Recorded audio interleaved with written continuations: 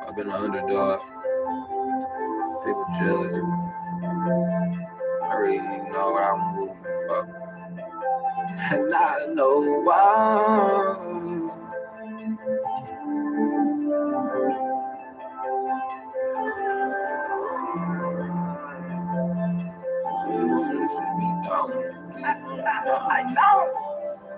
They laugh at me when I ain't ever asked. Like people asking me for cash. Used to know I didn't have it. Still up and up and wait. Asking for it. When they strip their shoulders and start looking sad. My lover gave me up so many times. Thought she was the one for me, but everything she said was lies. Told me she would always have my back, guess I don't have a spot. So love again, never tried. Life a gamble, roll the dice. I done gave my dogs my own last. Life you told me what to say, bitch supposed to have my back. Used to think I'm tripping over, thinking scrambling by the back. I don't know why. Got my lovers on my paper, got my guns up like a skater. Fuck these haters, I should paper, and we got flavors, not later. Fuck that fish and keep it player, just don't stop the elevator. And you don't know why, and I know why. They used to wanna see me. Peace, Raven. Glad to have you here. Brother Chris in the building as well. Glad to have y'all here. Got a wonderful meal for y'all. We're just getting started in a minute. I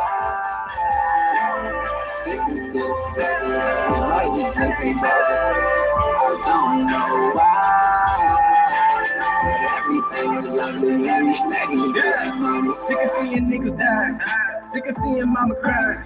Sick of all these niggas lying. Sick of always forgiving, but I'm trying. So I stick to writing all of these rhymes. And I know they biting all of my lines. You can see it all up in my eyes. I overcame it every single time. All my life I was one of a kind. They told me I was out of line. I had to turn back into my mind. I had to turn back into a lion. I had to take them back to Zion. Now I can see I'm no longer blind. Got that connected to the vine. He got me feeling so divine. And now I'm gonna kill him every time. I'm dreaming about it every night. These demons be trying to keep me from living right. I gotta keep my enemies inside. This terrified got me in the heights. I'm flying hard, he got me blowing lights. I feel like this life ain't been going right. I feel like it's time and I'm gonna fight. If it's me and you, then you about to die. You know with me, then we about to ride. Why can't you see that you're not alive? You are nothing like us, you are not my kind. I've been looking up for a sign. You told me that we at the borderline. Like you niggas wishing you had more time. My niggas ready cause it's war time. And I know why. They used to wanna see me down, they was following them around. I don't know why. Said they really love me, but they put so much above me. And I know why. Sticking to the seven, like we drinking better. I don't know why. Everything is lovely, and we stacking better money. And I know why. My day's been going pretty good, Brother Chris. I am well. I am blessed. How about you? They say they really love me, but they put so much above me. And I know why. Sticking to seven, like we drinking better. I don't know why. But everything is lovely and we steady getting money.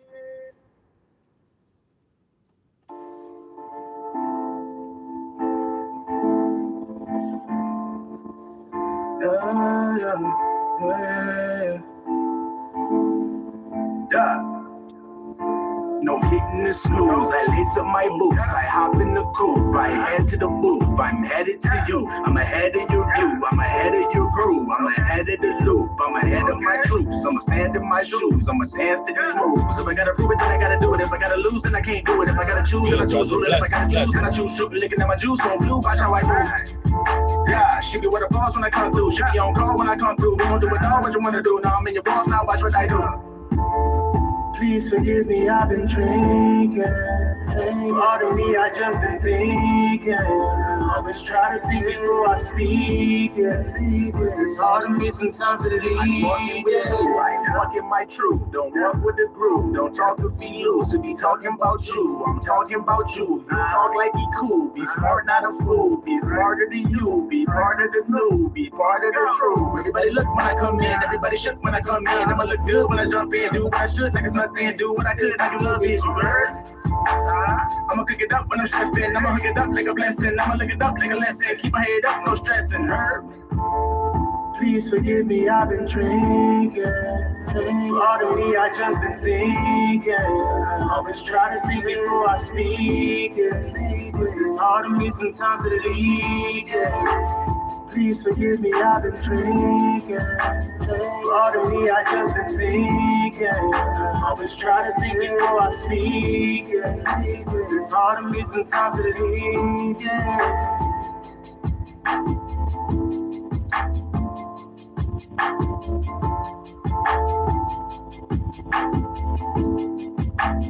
Please forgive me, I've been drinking. Hansa.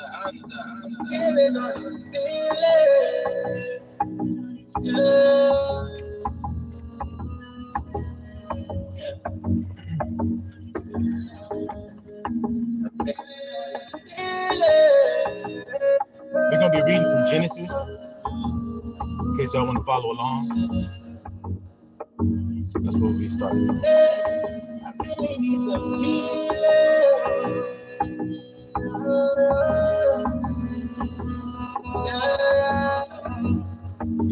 I said, I really need some healing.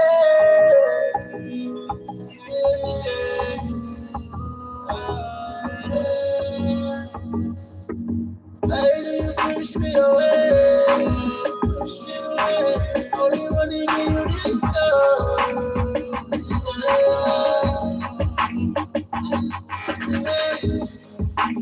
why do you push me away?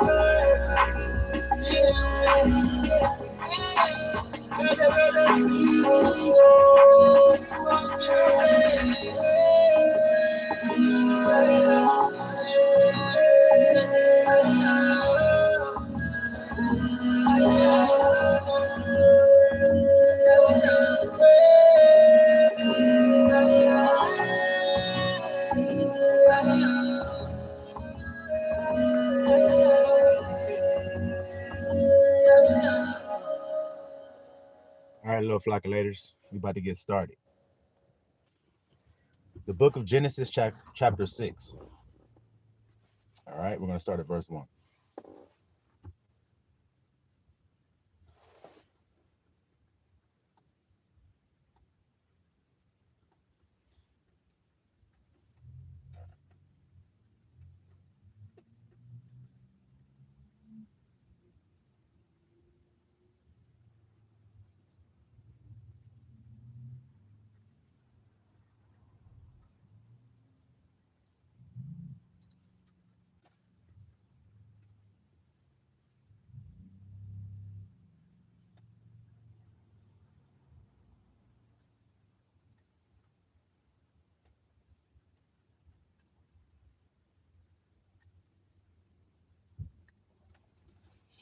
All right, y'all.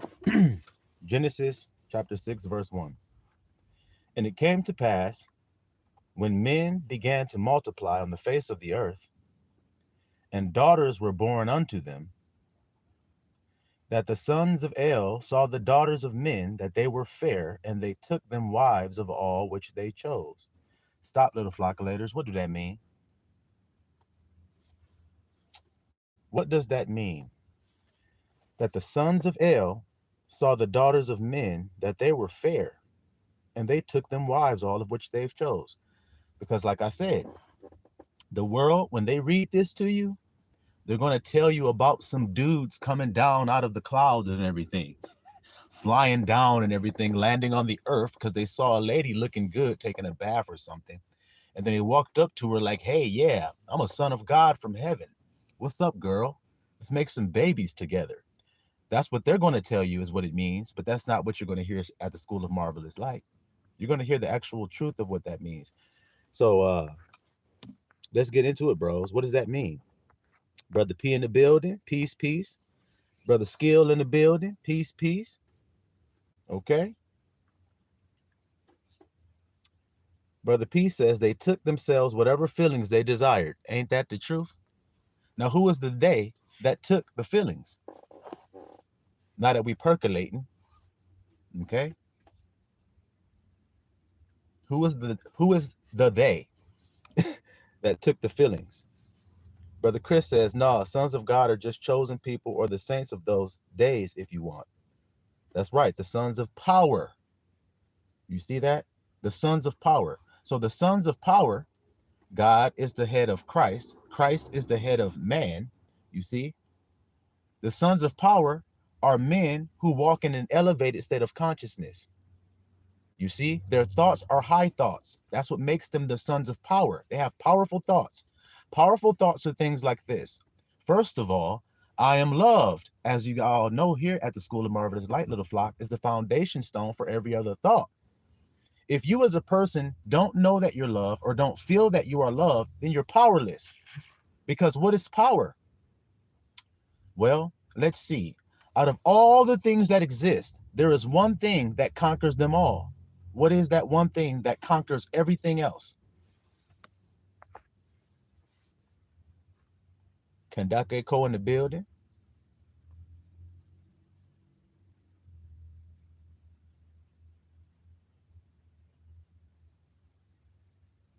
That's right, Brother Chris. Power is love. You see that?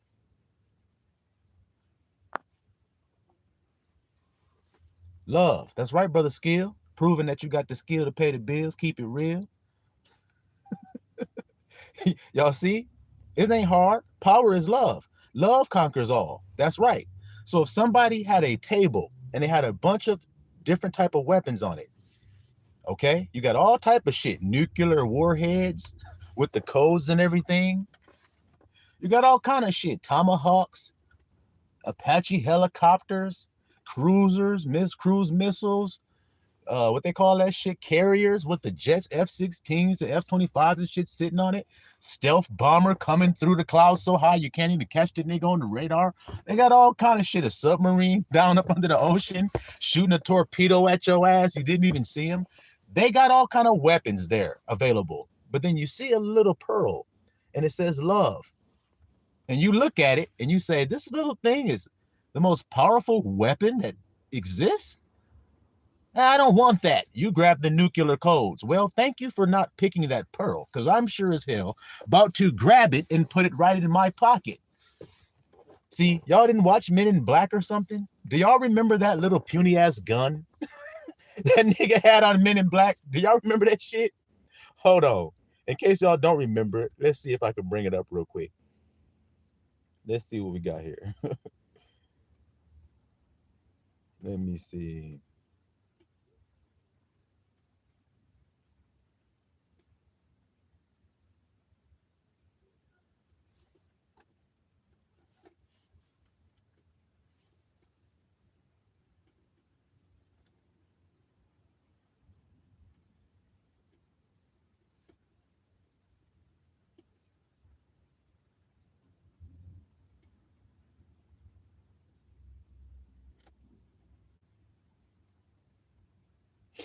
Y'all remember this gun?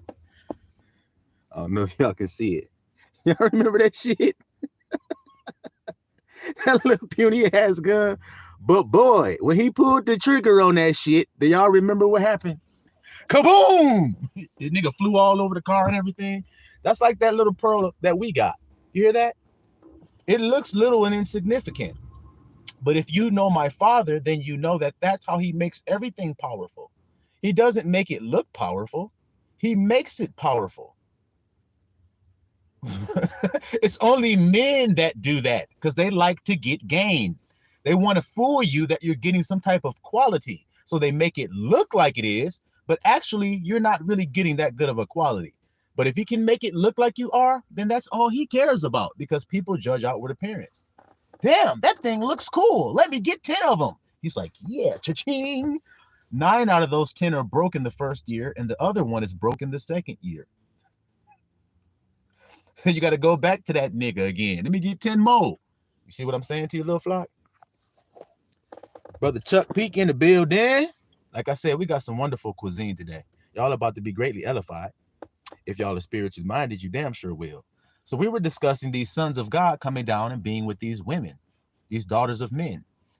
We got privy to some secret information because we're G14 classified flockulators. We get the G14 classified information while everybody else is just getting the regular information. They looking at their documents like, this is boring. All I got to do is sit at my desk all day. Those flockulators, they get to go out flying in private jets and everything. They come down on the tarmac. There's a 6 or 7 big bodies waiting for them. They walk off, they're laughing and looking all happy and everything. When they get off the jet, they jump in the cars take them wherever the hell they want to go. They're staying in the best resorts for free and everything. Do y'all understand what I'm saying? All right. Look at this. Look at this. You see what I mean about judging outward appearance? You see what I mean? They said the same thing to my Lord and Savior. So I'm not offended by nothing that you're saying, Alvar. Matter of fact, let me go ahead on and get you on up out of here, since you've proven what kind of energy you on. Nah, back to what I was saying here. Genesis chapter 6. Now watch this, little flock. And it came to pass, when men began to multiply on the face of the earth, and daughters were born unto them, that the sons of El saw the daughters of men that they were fair, and they took them wives, of all of which they chose. Now we broke that down earlier. That means that the high elevated thoughts of I am loved. Remember, Jezebel is drunk off of the blood of the kings of the earth. Kings means people that have elevated thinking. That's what she wants. She wants to get you so she can tear you down from that elevated state that you're in. You see it? That's called a daughter of men. A carnal feeling. What destroyed the relationship with Adam and Eve in the garden? Was it being led astray by the feeling? I wonder. All right, so that's what's happening here. Let's continue. And they took them wives, of all of which they've chose. So then they made themselves one with carnal feelings. In other words, carnal desires. They made themselves one with that, you see? And it came to pass, when men began to multiply on the face of the earth, and daughters were born unto them, that the sons of El saw the daughters of men that they were fair, they took them wives. And I am said, my spirit shall not always strive with man, for that he also is flesh. You see that there, little flock? Yet his days shall be 120 years. There were giants in the earth in those days, and also after that, when the sons of El came in unto the daughters of men. So when men started to have carnal desires to have things and to be elevated and to be glorified before men, then they started to set themselves up as kings in the earth, like Nimrod did, and they become a mighty hunter of men. You see that there, little flock? What did it say about Esau? He was a mighty hunter. Do you see how the grandson ain't joking around about this? Didn't it say the same thing about Nimrod? He was a hunter. You see it? And they become giants in the earth due to their desire to have. You see it? Who wants something? Well, look, there's a thing called tricking. Maybe people don't understand what the grandson's saying. There's a thing called tricking. That means a guy got some money. He sees a beautiful girl and he wants her or desires her. See, the beautiful girl is the feeling. See, in order to have her, he's got to trick off to get her. In other words, he's got to spend his money. You see that there, little flock, what I'm saying to you? He got to spend his money in order to have her. Okay? Now, continuing. He says, the same became mighty men, which are old, men of renown.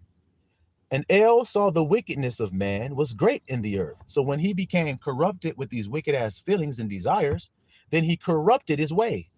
In other words, he corrupted what he was meant for. He wasn't meant to gobble up and eat up and snatch up everything for himself like a beast. He was never designed to do that. But when you have wicked desires for power or fleshly desires for elevation, well, let's just see, little flock. When Yahushua was tempted of the devil, what did the devil tempt him with? He said, I'll give you all the kingdoms of the earth, for it was given to me to give to who I want to give to it. Isn't that what he said? So see how he's not offering him the life of a beggar? He's actually offering him an elevated life of high status and every damn thing. Do y'all see that, little flock? Y'all follow? All right.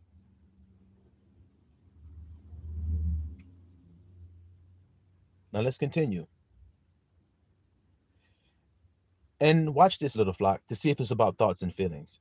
And El saw the wickedness of man was great in the earth, and that every imagination of the thoughts of his heart was only evil continually. So what was evil in man? See what I told you from the start, little flock? See how we flocculating? So what was evil in man?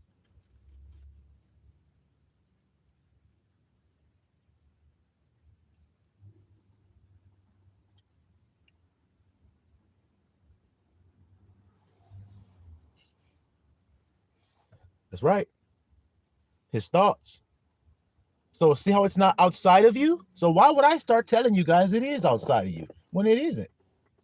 It's all about what you did inside of yourself. When you were born, you were just living. Let's say you're a man and you were born. You were just a child. You grew. As you grew, you started to get whispered in your ear desires of life. Hey, man, don't you want to have that? Hey, don't you want to do that? Hey, don't you want to experience that? And when you said yes and made yourself one with that, that's exactly what it's saying in Genesis. Do you see? That's what's happening. It's not about no angel with wings flying down and everything, landing upon the shore of Los Angeles and all this other shit. You hear me, little flag, hitting about that. You see? That's just a parable because Abba speaks in parables. Okay? So let's continue. So now he saw that his thoughts of his heart were only evil continually. What does God judge? We all know it. He judges the heart. So is he going to do that? Well, let's see. And it repented I am that he had made man on the earth, and it grieved him at his heart. And I am said, I will destroy man whom I have created from the face of the earth, both man and beast and creeping thing and the fowls of the air, for it repented me that I have made them. Now watch this here, little flock. But Noah, see that there? But Noah found grace in the eyes of I am. Now, just a side note, I've told you guys this because I tell you guys all the stuff that Abba gave me. When I was in the 40-day fast, what did Abba tell me? I give you my what? What were his words to me for you guys that know it?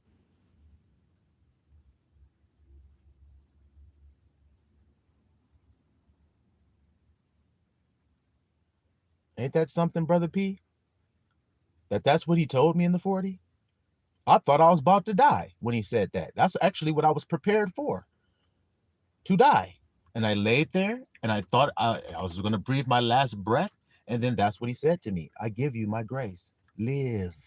Those were his words. Live. And here I am.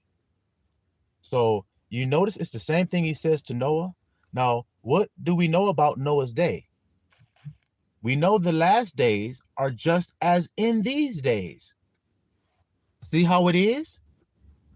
Do you see how it is? Okay, continuing. Watch this here, little flocculator. Watch this here. But Noah found grace in the eyes of I am. These are the generations of Noah. Noah was a just man Let's see what that means. A just man. So we can understand why he found grace in Abba's eyes. Okay? Grace, or excuse me, was a just man. Just comes from the word tzaddik. Tzaddik. It means righteous, just. You see that? Righteousness. Now, what is the grandson's name in the Bible? The branch of righteousness. So do you see how it's all connecting like Legos as to why I'm giving y'all this particular meal that I'm giving you today, that you're not going to find out in the world, because they're not going to tell you it's about your thoughts and your feelings. They're going to tell you it's about some angel flying down, seeing some good looking ass woman that he want to have sex with, when it ain't about that. You see what I mean? It's about what's going on inside of you, because that's what I was looking at. Okay. So now we see that this word tzaddik means righteousness, to act justly, to love mercy, and to walk humbly with love, to walk humbly with God. You see, he walked with God. You see that constantly in the scripture. Okay. So now it's the same word. Tzaddik is the same word as tzedek. So like I said, the man whose name is the branch, when you read it, it says, he shall be called the Lord our righteousness. You see that? And the name of that priesthood is called Melchizedek. You see how I'm connecting the Legos? Melchizedek. You guys have heard that word, Melchizedek. That's what that word means. It means righteousness, the king of righteousness. You see, little flock? Before Abraham was, I am. Y'all see that? So now Noah was a just man. He was Sadiq. You see that, little flock? And what else about him? He was perfect, it says. Let's see what that word is. Brother Chuck, you here? Because you should be not surprised by this word when it says he was perfect. That word is tamim. Tamim. That word means complete. Y'all hear that, little flockulators? So this man was a complete man. It also means whole. It also means without a blemish. It also means blameless and perfect. To be complete, to be finished. That's what that word tamam or tamim means, to be finished. Do you see it, little flock? So how is a man come to his completion? I've told you all what it is. I am loved. Once you know that, it casts the fear out that you're not. And every sin you do is because of fear, because you do not feel that you're loved. I don't care what anyone else has told you. That's the truth as to why a man sins. He sins because he fears, and he fears because he does not believe that he's loved. That's simple. Well, to be complete, you must know that you are loved.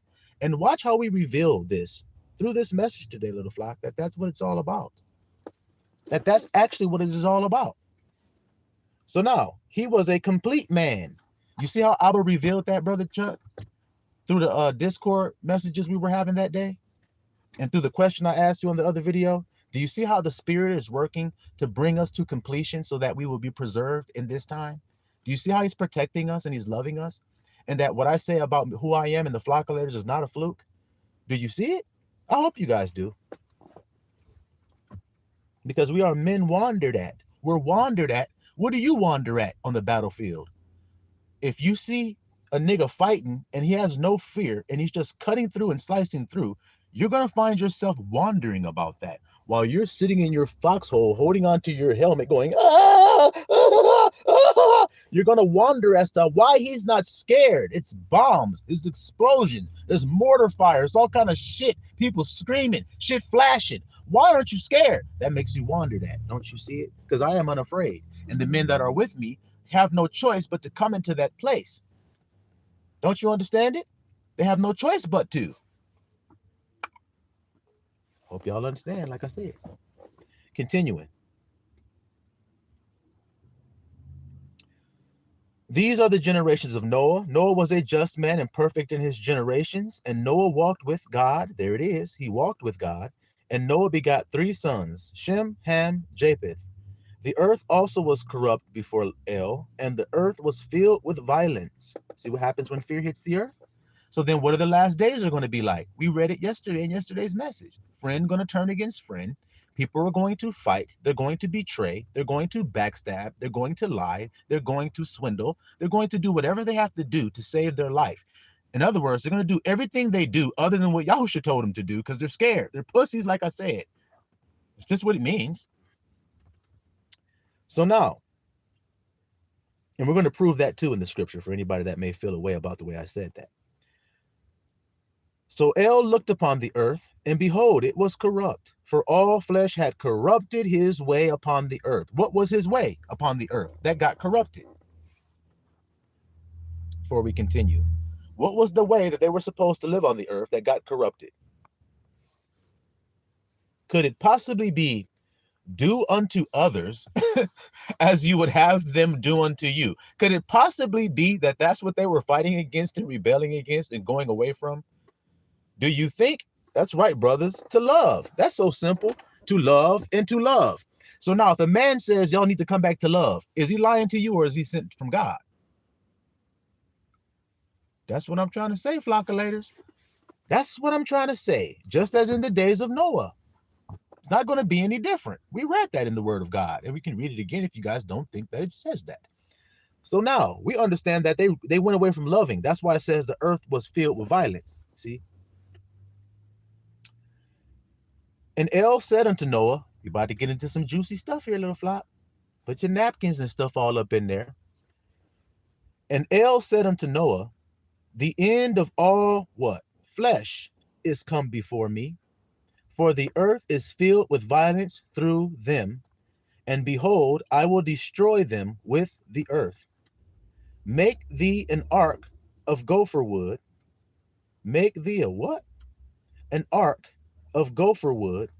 Rooms shall thou make in the ark, and shall pitch it within and without with pitch. Stop before we continue any further there. So Abba tells him, I'm about to destroy everything. And now I need you to do a work for me, you perfect man, Noah. I need you to do something for me. I need you to build an ark. Okay? Now this word ark, that word is teva or teba. Okay? It means ark or basket. Y'all see that, little flock of letters? Simple to be understood, right? Okay? Let's see. Taba. Y'all see that there? Hold on, little flock of letters.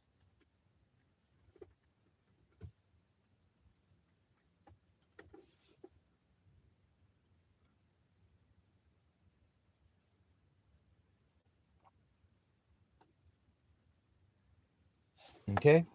Hop over to Exodus chapter 2 for a second there, little flock. Exodus chapter 2, we're going to start at verse 1. Y'all hop over there real quick. Oh, Brother Chuck, you already on it, bro. You already on it. Protection. Weren't we talking about that? See how the Spirit is doing this? Weren't we talking about divine protection? We were just doing this the other day. We were flocculating, talking about this, weren't we? You see what I was doing here? He's providing a protection for us. Do you see? Watch. Look at this, guys. Look how the Spirit is doing this. Brother Chris says it's the same thing Moses was in. So let's go ahead on and read that in Exodus 2, where I told you guys to read. Come on. Let's flocculate. And there was a man of the house of Levi, and took to wife a daughter of Levi, and the woman conceived and bare a son. And when she saw him, that he was a goodly child, he was beautiful, she hid him 3 months. And when she could no longer hide him, she took for him an ark. So, excuse me, guys. Why is she hiding him, first of all? Let's get that tidbit of information. Why is Moses' mother hiding him?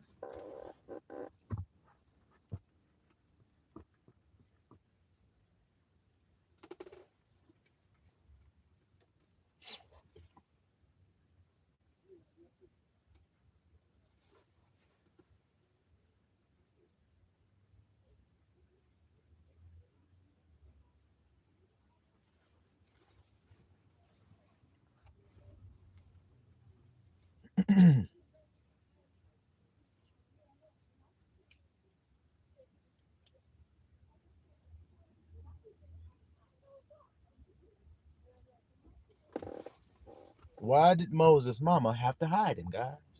What was that about? Phoenix Queen says they're killing all the Hebrew boys at the time. That's right. Why do you think they're killing all the Hebrew boys? Could it be that same word we keep talking about? Fear? Well, let's see why they said let's kill the Hebrew boys. They said we need to kill all of them because this people is going to rise up and become so numerous that they're going to fight with our enemies against us and they're going to destroy us. That's what they're going to do. So let's start killing them all off to prevent that from happening. See? See? So fear is what caused them to start killing all the Hebrew boys. Well, Moses' mother hid her son. She hid him because she loved him. Isn't that easy to be understand? So now, that's right, Brother Chris, to protect him. So every time protection comes up, we see this word ark. Let's see if we see it here. So when she could no longer hide him, she took for him an ark. Y'all hear that? Of bulrushes. Bulrushes means to absorb. Absorbent. That's what that word bulrushes signifies. The word is actually gomé. That word means to absorb or to be absorbent. So when you're in water, you need to be able to absorb it so that it doesn't get into the ark and then make it sink. Correct, little flockulators? You have to, in other words, make it waterproof, don't you? Well, one of those ways is by putting bulrushes there to absorb the water. So then what does that mean within you? Look how this is going. The bulrushes are within you, little flock, because the ark is within you. The bulrushes absorb the water. What does that mean?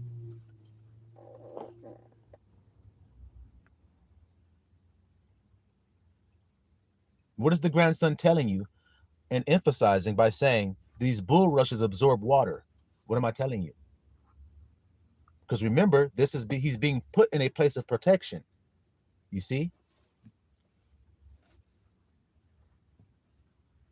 So what do I mean by saying that these bulrushes are absorbing all of the water? What do I mean by that?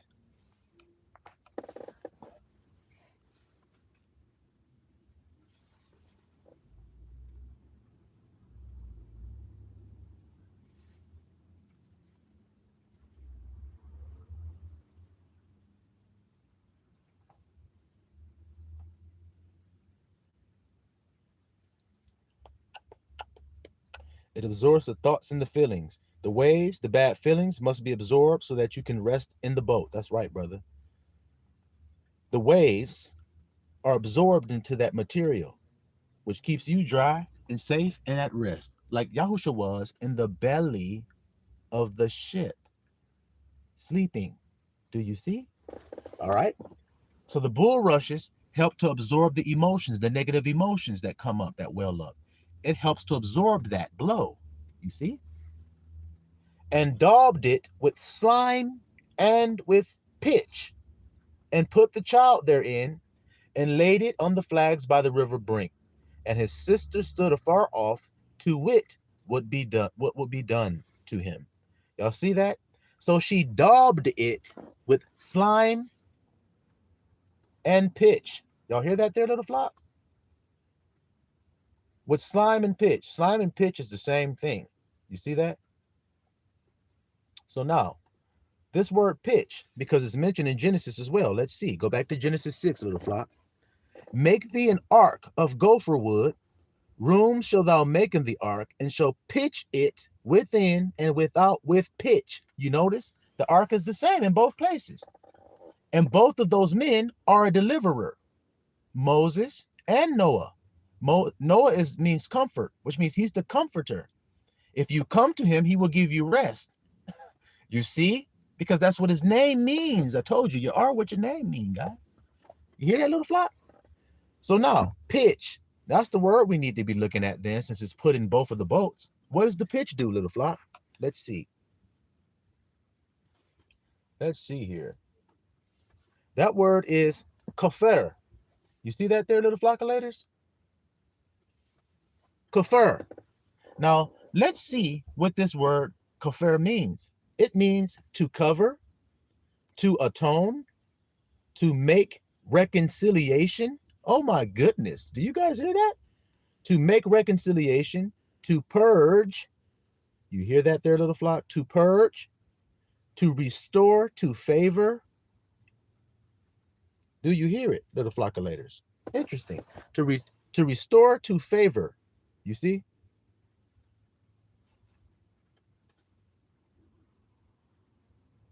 Okay. Kofar also means ransom, atonement, and price of a life or bribe.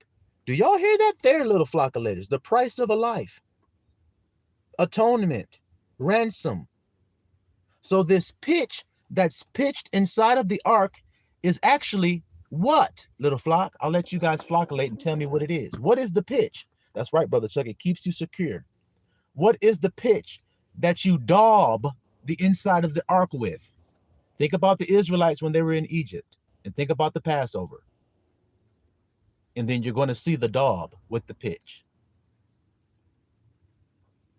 You're going to see the price of the life and the ransom that's paid for it. You'll see it. It's the blood of the Lamb. There you have it, little flockulators. And what is the blood of the Lamb? It is the state of being that is, look, the blood means life. So the blood of the Lamb means the life of the Lamb. How did he live his life? He lived his life from the state of being loved. That's why he feared not. And that's why he told us to fear not. The only thing that can defeat fear is love. So there's no need in anybody trying to think that you can defeat love with something other than love. Defeat fear, with something other than love. It's not going to happen. It's just not going to happen. It's just not the way it is. Perfect love casts out fear. So then you need to be in a state of being. I am loved. Isn't that what I've told you? Now, isn't that what's being proven here? Isn't it? That the state of being is the ark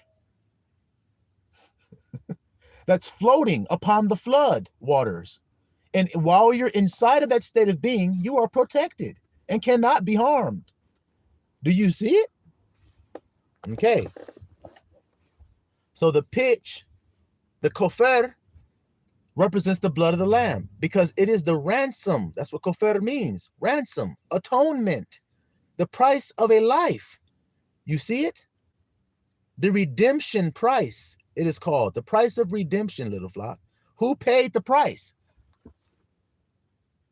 Who paid it? Well, let's see. And let's see if there is a price that was paid for us. First of all, let's confirm that.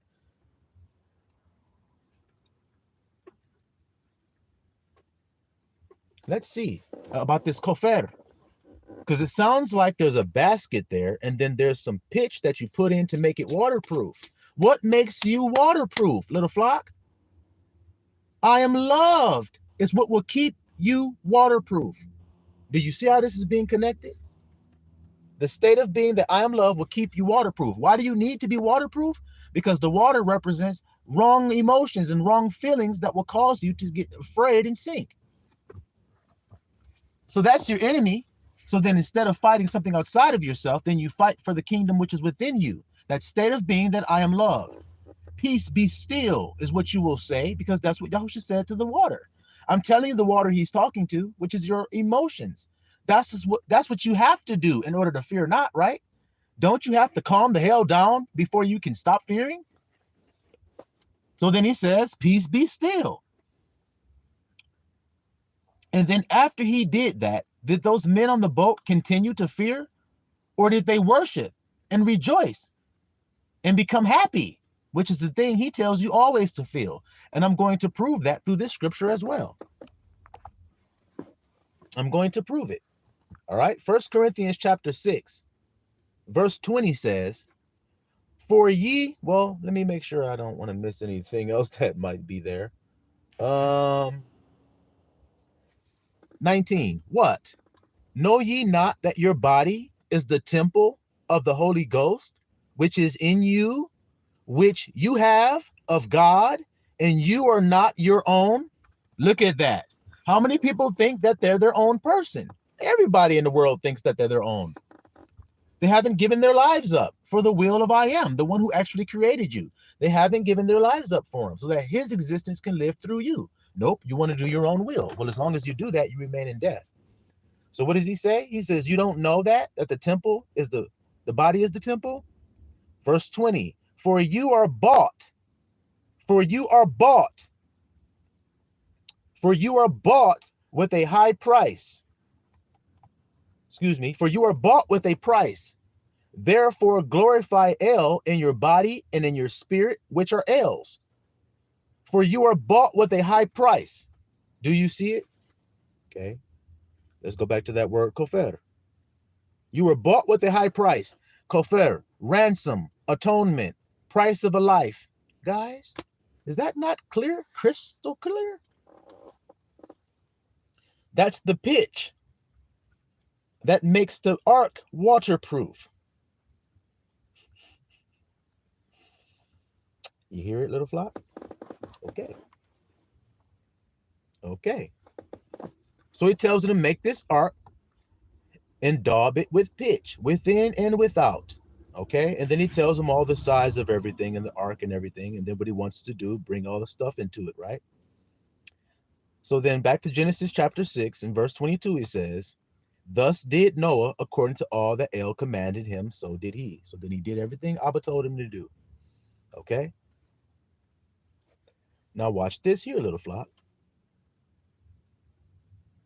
Watch this here. Genesis 7. Now remember, we were talking about that number 7, little flock. We were talking about it, and we know what it means. It means to bring to completion, like we just discovered, to bring to completion, to make whole or complete, right? So Genesis 7, let's see what we see here.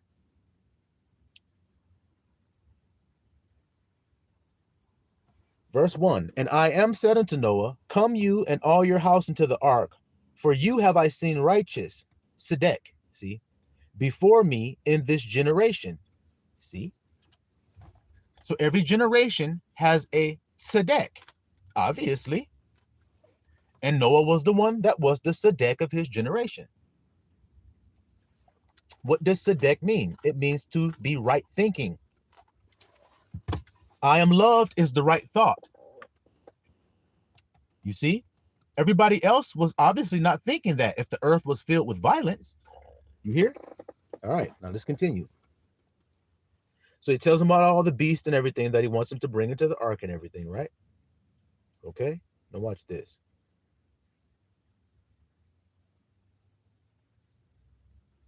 Let's go down to verse 6. And Noah was 600 years old when the flood of waters, see how it flooded waters? That's how he destroyed the earth. So then somebody break that down for us. The flood of waters is coming, and Noah was told to build an ark so that he can get inside of it and stay waterproof. Correct? So then what is the flood of waters?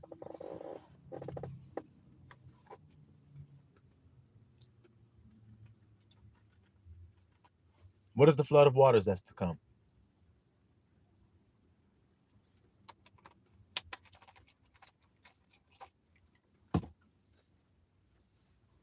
That's right, Brother Skill.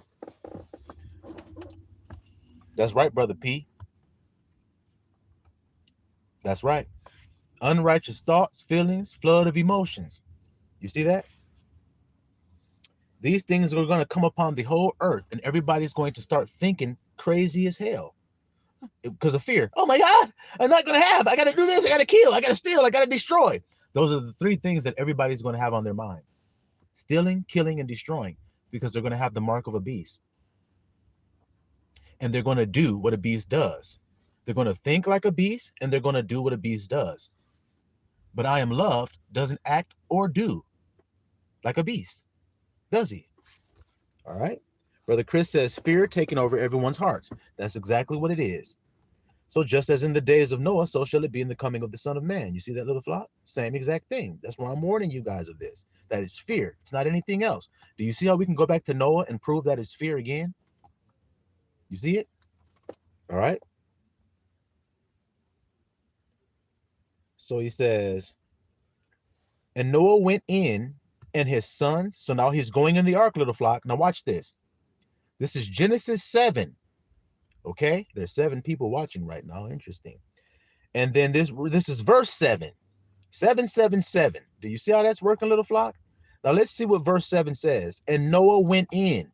So did he go in because the ark was complete? Of course. That's why he went in, because it was ready to receive him into it. Y'all see that, little flock? It's complete. And now he's about to go into the ark. That him going into the ark is a sign to the earth that the earth is condemned. I hope y'all can hear that. Him going into the ark is the proof, is the sign of the Son of Man, because it says everybody's going to mourn when they see it. They're going to mourn. What would make a person mourn? Say Noah was building an ark and he was preaching and you were just not listening to him. Man, that nigga crazy. I ain't about to listen to nothing Noah got to say. He talking about something that never even happened before. But then all of a sudden he stops building. He looks it over and he looks like it's done and you're watching him. And then he goes inside and closes the door. You're going to go, what the hell is he going inside and closing the door for? Ain't shit about to happen. Well, let's see what happens when he goes in and closes the door. And then you'll understand why all the tribes of the earth are going to mourn. Then you'll understand why they're going to mourn, just like those people mourned. Let's continue. So he went in, his sons, his wife, his sons' wives with him into the ark. See, because of the waters of the flood. So there's no other reason why he went in there. He went in there because the waters of the flood are coming. And the ark represents divine protection, like I told you guys. In other words, in the Discord chat, when I was talking to you flockulators, what I was warning you of is that fear is about to take hold and grip this whole damn land. And so we're about to walk into that ark and lock the door. We can call it the penthouse. We can call it the beach house. We can call it whatever in the hell we want to. It's our safe spot. You see? Because as a man thinks, so is he. As long as we keep partying, sitting back, twiddling our toes in the sand and having a good time, then that's what we shall experience. Doesn't matter. They're not thinking that kind of stuff. They're not children again who can imagine with their friends a life for themselves like you did when you were a kid. But us flockulators can, because we still have that childlike heart for our Father, which means we sit at his feet going, Father, Father, Father. He's like, yes, tell me more. Why this, Father? Why that? Why this? We're children again. Don't you see it? So he blessed us because of that. You see? So then he goes into the ark. Now, y'all see that there, little flock? Now let's go down to verse 10. And it came to pass after 7 days. You see what I'm trying to say here, little flock? Genesis 7, Noah goes into the ark in verse 7. And then now we get down here and it says 7 days, after 7 days went by, the waters of the flood were upon the earth. Uh-oh, fear then came down. See, in the 600th year of Noah's life, in the 2nd month, the 17th day of the month, the same day, were all the fountains of the great deep broken up. You see that? Look, Abba's spirit hovered over the face of the what, little flock?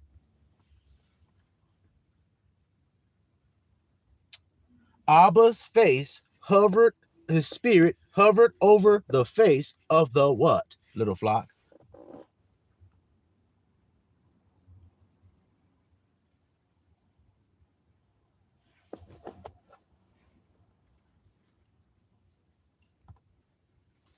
Skeet and dealy, can you understand me? The deep. You see that there, little flock? So what do that mean? And then he said, let there be light, and there was light. So in the beginning of a man's life, he was in a state of great fear and ignorance, and he didn't know anything. That's why he was afraid and ignorant. But then throughout his life, a great light shone unto them who sat in darkness. And when that great light shone unto them, then they got life, and their fears went away. And they stood upon their feet again, an exceedingly great army. Do y'all see what I'm saying to you today? So now the fountains of the deep were broken up, and the windows of heaven were opened, and the rain was upon the earth 40 days and 40 nights. In the self same day, see that, little flock? Verse 13, in the same day that Noah entered the ark with his sons and everything. You see that? The same day the flood came. That's what I'm telling you. The same day the water came down, he went into the ark. So then, do you see what I'm trying to tell you all, little flockulators? You're being gathered to come into it right now. That state of being that is, I am loved. If you come into that state of being, once you're in there, you will be sealed inside with pitch. Didn't we read that? Now let's see. Let's see here. Once you go inside, let's see who closes you up in the ark. Let's see who's doing this work. Let's see. So all the animals go in and everything. You see that there, little flockulators? Verse 16. And they that went in, male and female of all flesh. So what does that mean, little flock? And they that went in, male and female of all flesh. What do that mean?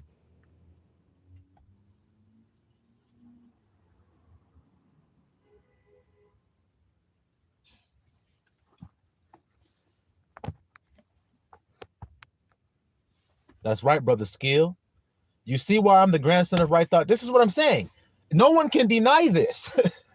That right thought is what's required to enter into the ark. So there's a man at the door of the ark named the grandson of right thought.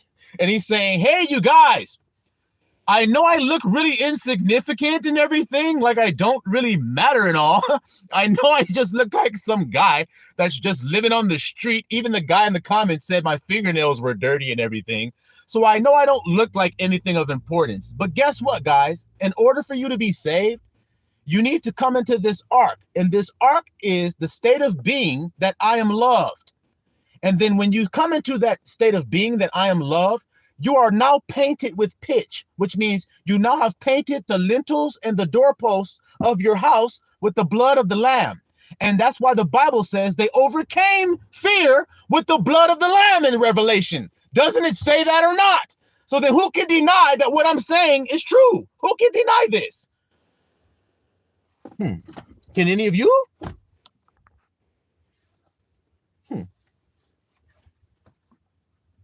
So they went in male and female of all flesh. Look, guys, Brother Skill said they went in male and female. That means right thoughts and right feelings, and it's absolutely correct.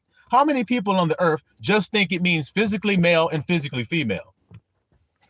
Many, most do. Most people, that's what they think. Do you see what I mean about how it's distinctly different on our side? Yeah.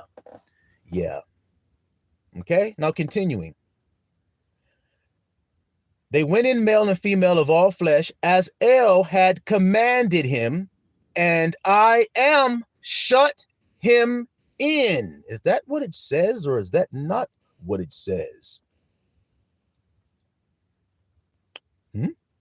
Shut him in comes from the word cigar. Cigar. And I ain't talking about smoking no cigar, but I guess if you got shut up inside the ark, then you may as well light you up a cigar and celebrate. So yeah, it do mean cigar. You see what I'm saying? That word is cigar, and that word means to shut, to close, to deliver.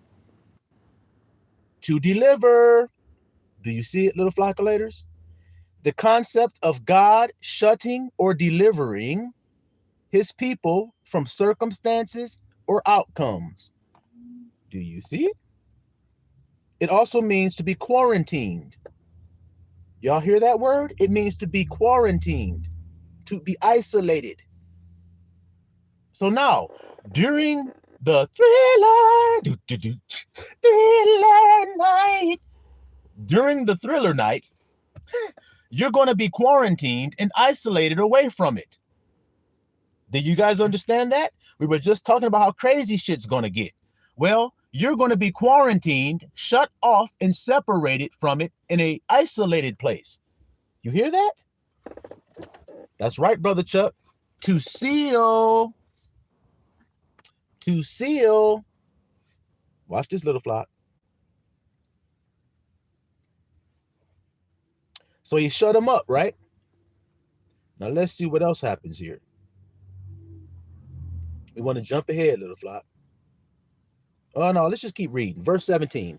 And the flood was 40 days. Here we go with that again, because 40 days means to purify, to make clean. You see?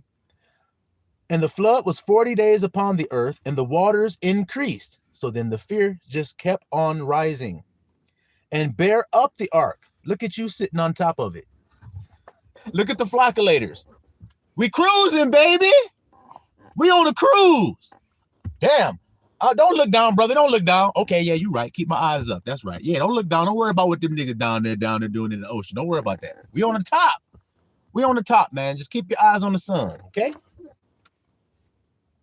So it says it bear up the ark, and it was lift up above the earth. When you see the Son of Man lifted up. Guys, do you hear the what? Do you hear the connections? Okay, then. Continuing. And it was lift up above the earth, and the waters prevailed and were increased greatly upon the earth, and the ark went up upon the face of the waters. The Spirit of God hovered over the waters in the face of the deep. Isn't that what you guys said? And you were absolutely right, brothers. So then here we go again. The Spirit is always on top of the water. Can y'all understand that? And the waters prevailed exceedingly upon the earth, and all the high hills that were under the whole heaven were covered. You see that?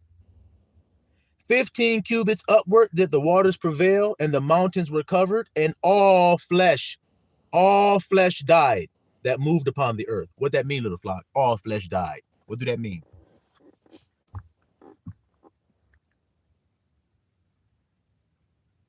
All flesh died that moved upon the earth, both fowl, cattle, beasts, every creeping thing that creep upon the earth, and every man. What that mean? All flesh died. I told you what's hovering over the water is the Spirit. That's what we read in Genesis. Now we see the ark with the Spirit in it is above the waters again, hovering over it. It just told you that. You see?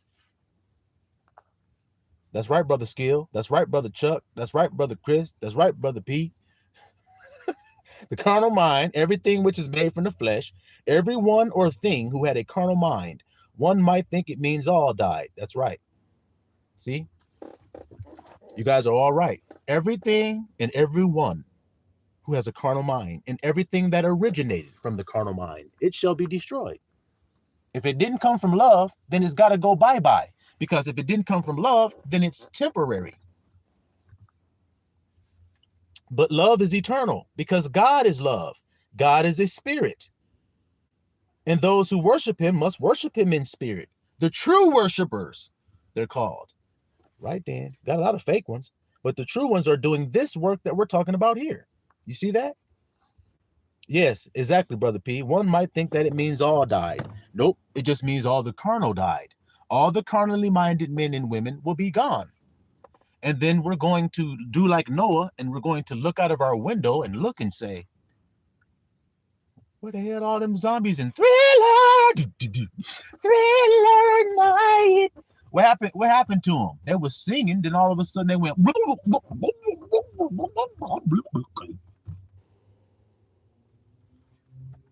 Damn, they DEAD. You notice, guys, when I'm saying Thriller, one of the biggest albums of all time, right? What color was that famous jacket and shit he was wearing in that video? What color was it? Gosh, golly, it's everywhere around you, I swear. What color was Brother Mike J wearing in that video? Y'all know it. It's a very famous damn jacket, ain't it? Y'all know exactly what I'm talking about. Had the sleeves rolled up and shit. Had the red pants on too, with the black shoes, with the white socks on and shit. Y'all know it. Y'all know it. He was wearing that red coat. You see? This is Thriller. Shit, we're over there like, it's Thriller for you niggas. But over here at the School of Marvelous Light, we have light in our dwellings, and we're lifted up above all that nonsense. And now we're on top of a sea of glass. I told you guys that, but let's continue.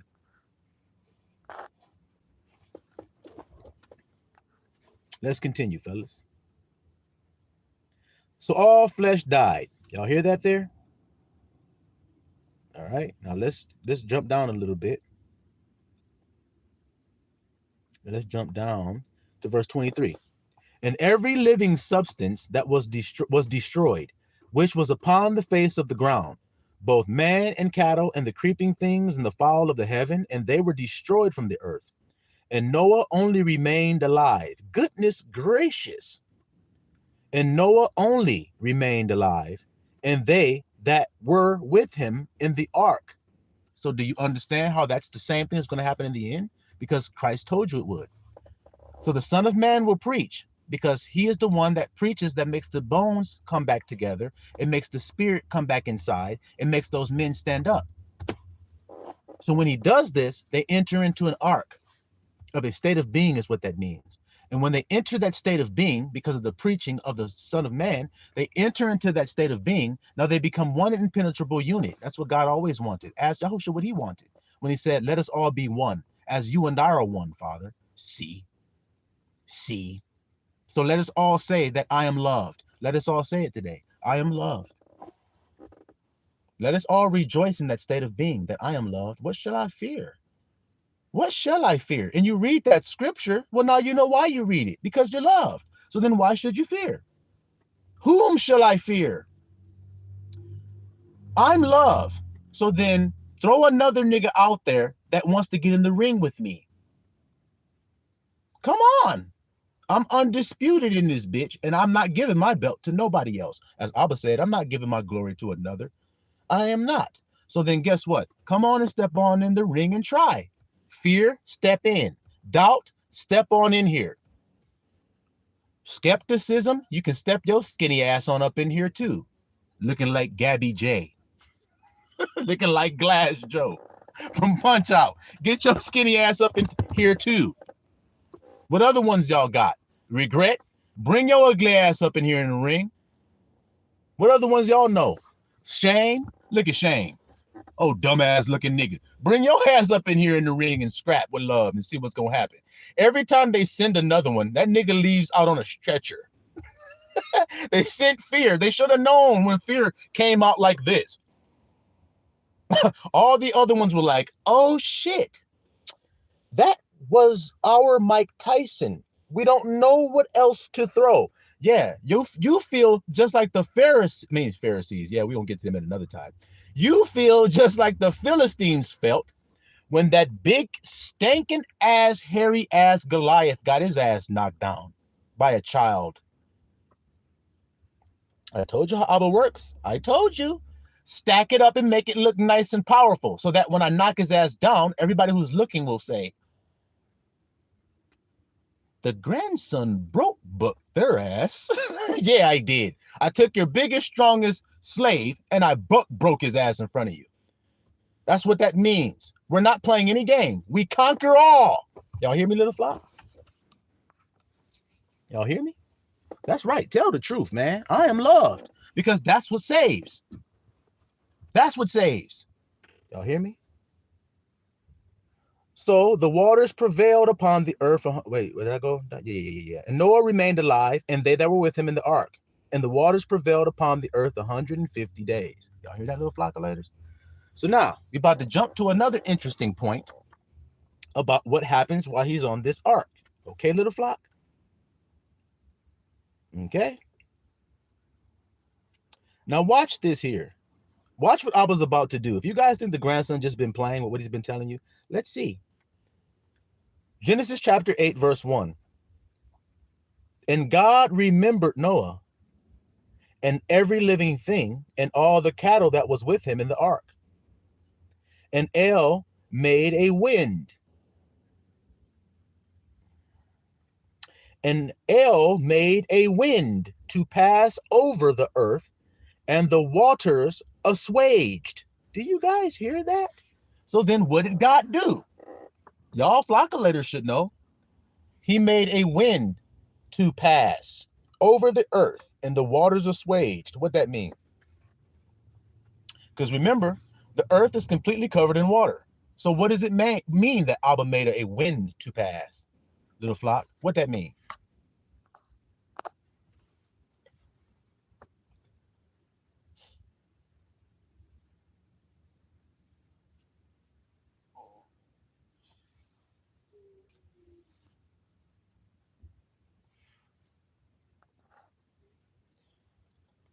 He calmed the emotions with his spirit. That's right.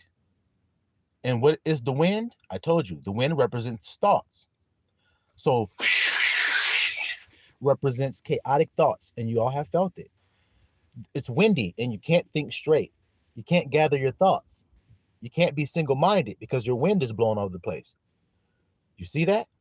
But a cool, calm breeze on a hot summer's day is one of the most pleasant feelings you could ever feel. It's much relief you could ever feel. Do you see what I'm saying to you? Just like he blew that wind on the Red Sea with the other man that was in the ark, Moses. He blew the wind there and it parted the water. Were they afraid at the water at the Red Sea? Guys, come on. Come on. Were the Israelites afraid at the Red Sea? That's right, Brother Chuck Peak. Right thoughts.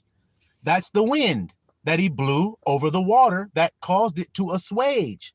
Because that's the only thing that feelings respond to. I've told y'all this mystery. Your feelings will only respond to thoughts. There's nothing else you can do to manipulate your feelings, guys.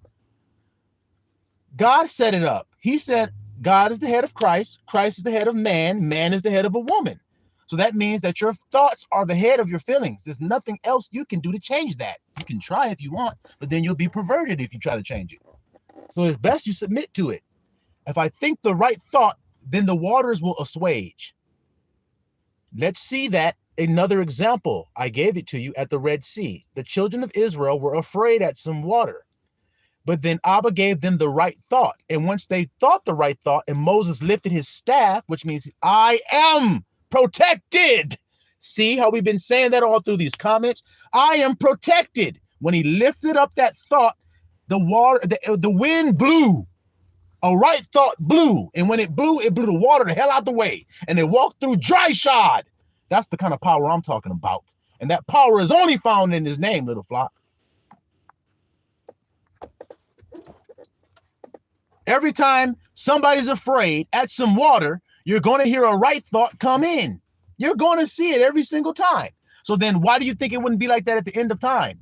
It is. I'm telling you it is. That's why my name is what it is. Grandson of right thought.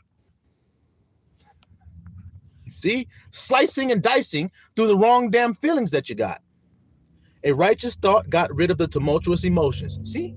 See how y'all flocculating on them? Like I said. That's right, Brother Chris. The world don't know nothing about this information. They can't know it. Neither can they see it. Read the scriptures. It'll tell you that. So we about to get some more dessert in every damn thing because Abba loves to make us cheerful and happy. Y'all hear that word? Now, what does Yahusha say? Does he say be of good cheer or does he say be sad? Before we continue, y'all have to know what he said so that when I stack these Legos together, no one can deny. Is Yahusha's advice specifically be of good cheer?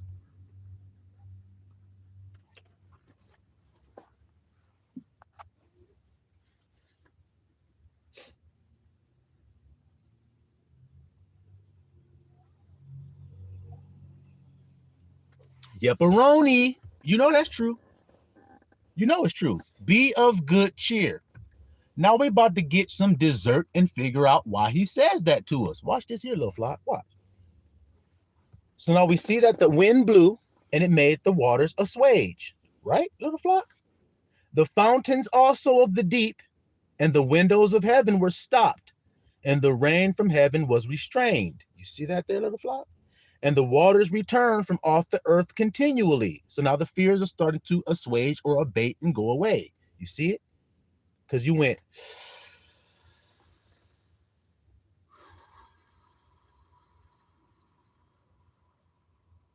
Now, what did you ask me again?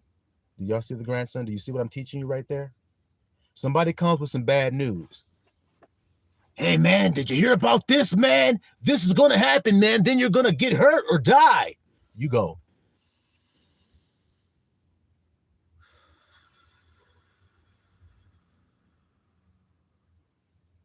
Now, why are you doing that if what the grandson is saying isn't true? You need to put some wind up on through that water so that you can assuage that shit before you open your mouth and talk.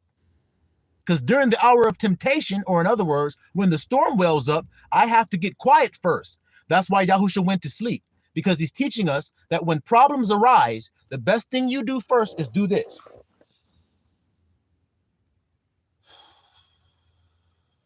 And you may say, why are you breathing like that, grandson? Because when you're asleep, you be like this.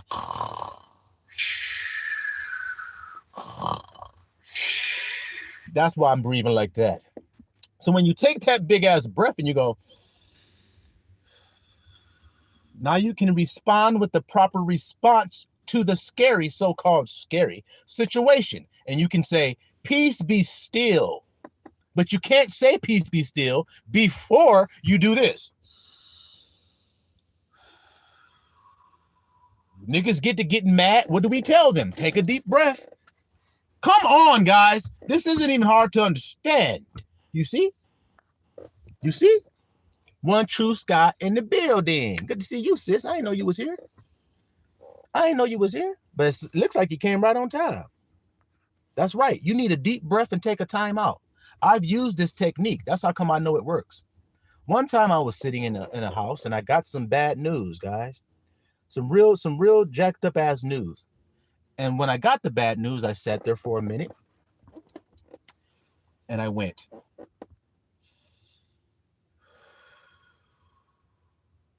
And calmed myself down from the bad news that I had heard. Now, when the person who threw the bad news at me in the hopes that it would hurt me, see, they threw the bad news and then they said, how do you feel about that? And I took a deep breath first. And then I said, well, how do you think about it? What do you think of what you've done?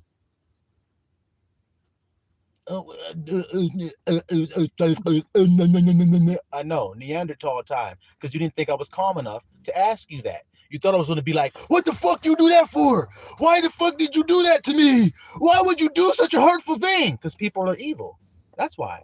Carnally minded people are evil. They're beasts. They will do anything to hurt a person. They don't give a damn. They don't care. So you're the one that has to be in control because that's the fruit of the spirit, self-control. Take a deep breath first. Now, what you say to me? You know the feeling when you get a phone call even. The phone rings, you see something that you don't want on it, you get nervous. But before you answer it, go, I am peaceful. I am calm. I am safe. I am protected. And most of all, I am loved. Now you talk. And that's the way it goes, little flock of ladies. Y'all hear that? Said right on time, just stepped in. Well, you right on time because we about to get some dessert. Most of the meal has already been served, but we got some dessert here, and this dessert is so delicious, you might want some. So let's go, little flock. So now after the waters, then assuaged and everything, because the wind blew, I told you, which was that deep breath. Now your water is calm, your emotions are calm. You see, now it's going to be safe to see if you can come out the ark, right? Well, let's see. So verse 3, Genesis chapter 8, verse 3, and the waters returned from off the earth continually, and after the end of the 150 days, the waters were abated. So now the waters left. And the ark rested in the 7th month. Look at there again, little flock. There's 7 again. So then he went in the ark in chapter 7, Genesis chapter 7, verse 7. He went into the ark. Ain't this some shit?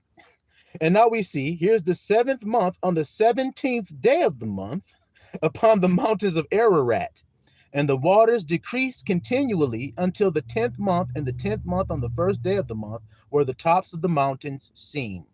Okay, little flock, so the fears have now left the body, and now it's safe to talk and live. That's what I've told you guys. You can't, and how you kill the fear is with that breath of the spirit. Calm that shit down. Now you have the right proper response because the spirit is going to speak through you. You see? And you're going to be able to say the right thing. Now, verse 6. And it came to pass at the end of the 40 days that Noah opened the window of the ark which he had made, and he sent forth a raven which went forth to and fro until the waters were dried up from off the earth. And also he sent forth a dove from him to see if the waters were abated from off the face of the earth. A dove represents harmlessness. So harmlessness cannot exist in a place full of fear. That's why he has to, as we read, put us in an ark and separate us and quarantine us from the hour of temptation. In other words, quarantine us from them thriller niggas that's going to come out on thriller night. Thriller night. Them niggas going to come out dancing up the street. And we're going to be in the penthouse suite, real high, looking from above, looking down like, I don't know what they're doing. They can't catch us, nor can they touch us. They can't get in the elevator and get up here where we is at. Then it say the ark came up and was bore on top of the water. See what I'm saying to you, little flock? You see? Now watch this, little flock. We're about to get into something real pretty deep. Watch. So he sent forth the dove, but the dove found no rest for the sole of her foot. You see that? She found no rest. So it wasn't complete yet. You see? And she returned unto him into the ark, for the waters were on the face of the whole earth. See? Then he put forth his hand and took her and pulled her unto him into the ark. And he stayed yet other 7 days. There it is again, which means completion.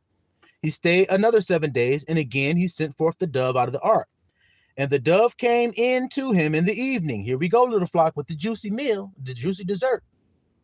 And the dove came in unto him in the evening, and lo, in her mouth was an olive twig, an olive branch, plucked off. So Noah knew that the waters were abated. Stop. So when the dove brought this olive twig, then Noah knew that the fears were now quenched completely and he could come out. You see that there, little flockulators? You see? Now, let's look at this word, leaf or twig, okay? Or branch. It comes from the word ale, which means leaf. It also means to ascend. Y'all hear that, little flockulators? It means to ascend or to go up. Ale refers to a leaf of a tree or plant. The leaves symbolize life, prosperity. Used both literally and metaphorically throughout the scripture. That term is what, little flock? It's ale, which means to go up, to ascend. It also means a twig, a shoot. Now, what did the Bible say about the man who comes in the end? A shoot shall come forth from the rod of Jesse. Gosh, golly, man. Do you see the connections the grandson keep making for y'all? Now watch this, little flock, because it's going to get deeper. So now, this dove, what does the dove represent first of all, before we continue? What does the dove represent? A bad one, true sky. You probably might even know now. We were in Genesis. Where was we at, little flock? Genesis chapter 8. And we were in verse 11. Genesis chapter 8, verse 11. Brother Skill said to rise up. That's right. That's right. You see that? To rise up, little flock. All right. Dove, peace, peace. Y'all see that? Peace. So now harmlessness, people that are harmless can live now. Doesn't it make sense? The dove means to be harmless. To be harmless is doves. Well, we need a place to live because these people are violent. They're not harmless like we are. They're violent. We just read it in Genesis. The whole earth was filled with violence and men corrupted their ways with wicked as desires. That's what it means. You see that? We can't live among them. We need to be separated, quarantined, and be given our own. That's what he's doing. You see? That's what the dove represents. Now remember, he got this twig in his beak, right? And that's the ale. Now watch this here, little flock. Okay?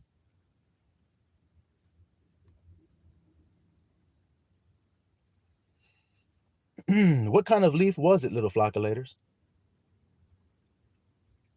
It was an olive leaf or an olive twig, right?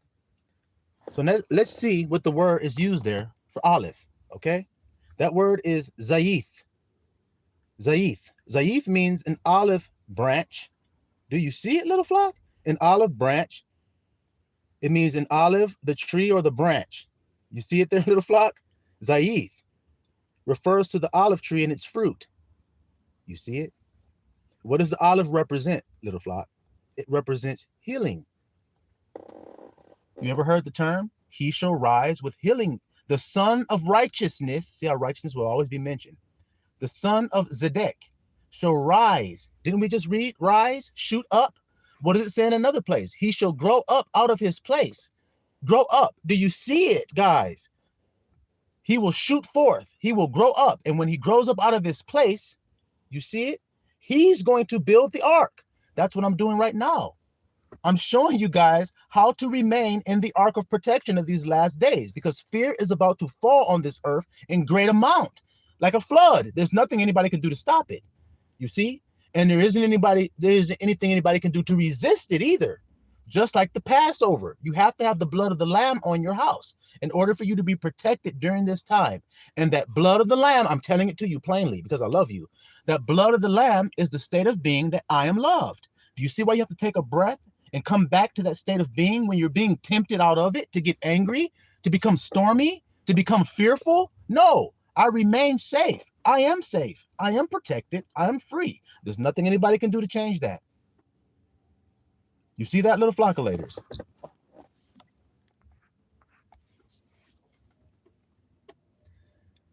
Oh boy, I swear.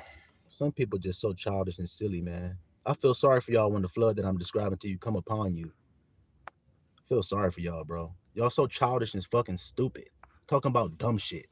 What's that in your nose? You mean to tell me you've never seen a human being on the earth with a nose ring in his nose? That's what you're trying to tell me? That shit is silly as fuck, man. I swear to God, y'all ignorant and dumb as hell, and I feel sorry for y'all, like I said. Nah, your ass blocked. Nah, continuing. Let me see what Brother Chris said here, because I know he got something worth reading. I would even say that the dove represents harmlessness because it's the Holy Ghost, and the branch represents Noah being anointed and healed. That's right, brother. That's exactly what it represents. You see it? That's why Christ said, I will send you the Comforter. He didn't say any other word. The Comforter is the Son of Man that has the Holy Spirit put inside of him. That's what it means. And the proof that he has the Holy Spirit put inside of him is when you ask him about the scripture, he's going to give you a spiritual breakdown, proving the Spirit is inside of him. Who else is hearing the question and answering it? Me? If it was me answering it, I would have been like, yes, you see where it says here that the sons of God saw the daughters of men, and then they came down. That means it was an angel sitting upon a cloud like Cupid. He was sitting there minding his own business, but then Felicia came outside to get some water from a well, and she had kind of a short skirt on, and her legs were looking so nice and good and supple that angel could not help but look at her and say, God damn, I gotta have her. And so he flew down, took off his body that he had on, flew down, got a new body of flesh from some random place, jumped in it, and then started talking to that girl and kicking game and just took her and said, you're my wife now. That's the carnal understanding that the whole world has given you all. But you see, that's not what I'm telling you is going on. That's the proof, little flock. That's the proof. You see? One True Sky said, I dreamt someone giving me a tree branch yesterday. Interesting. What does the branch represent? It represents purification. See? When they were in the waters of Meribah in the wilderness, the children of Israel came to some waters. One was called Marah, one was called Meribah. It's called bitter. They couldn't drink the water. What did they have to throw in the water to make it drinkable? What did the children of Israel have to do to make the water, or Moses in this case, what did he do to make the water drinkable? And when you find out what he did, you're going to be like, wow, grandson's right. That's right, the tree. And that purified the water, didn't it? Yes, it did. And it made them able to drink it. See? The same thing that means when the right thought speaks to your feelings. It turns them from bitter feelings, bitter, malice, hatred, evil feelings, to sweet feelings. You see? That's what a husband does for his wife. At least that's what he should do. He's supposed to plant thoughts into her that make her feel great feelings, which causes her to flourish like a garden. See? When she feels like, I'm beautiful, you're like, girl, you're beautiful as hell. She's like, I'm beautiful. You're like, yeah, you're sweet. She's like, I'm sweet. See? And as a man, your power is that you can choose to decide to feel these beautiful things about your woman, regardless of what she looked like or do. In other words, if she get an attitude that day, you don't then change and say, well, see, you're mean as hell. Sugar and spice and everything nice. Yeah, right. You forgot about the chemical X? You powder puff girl? Shit. Your ass acting like Buttercup. You hear what I'm saying, little flock? You see what I'm saying? No, you just stay on that shit. It's all right. Baby, you sweet. Stop tripping. You a loving girl. Stop acting like you're not. And as long as you stay in that state, she's just going to be like, he get on my nerve, but I love him. And that's the way it goes. That's the way it goes. You see that? So now, little flock, let's continue. So olive, y'all see that? It was an olive twig. Now let's get some more about this word, this olive word. Okay. Remember, that word is zaith, which means an olive branch. Okay. Now let's see. Now, zaith comes from the word ziv. Okay. Ziv. And ziv means brightness or splendor. Do you see it, little flock? Brightness or splendor. So what is the grandson actually telling you? I want you to visualize Noah. He's looking out the window of his ark and he's waiting for that dove with hope. He's waiting for it. He's like, please, please, please bring me something or show me a sign that the water is abated and I can come out and live again and be free out of this damn thing. So he sends the dove out. Now he's waiting with hope, right? What do you think happened to his face when the dove had the twig and it came back? What do you think happened to Noah's face? Come on! I'm about to break this shit down if y'all willing to allow me to. What happened to Noah's face?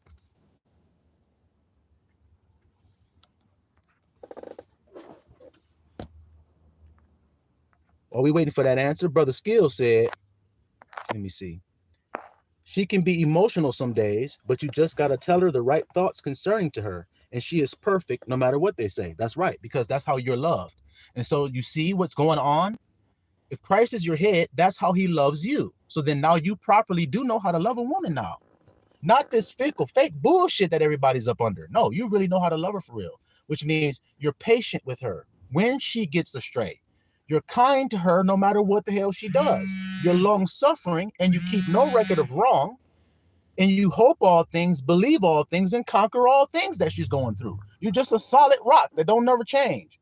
You just like, because God doesn't change. And so you're in his image. So now you put that image forth. And she has no way around it but to submit to the truth.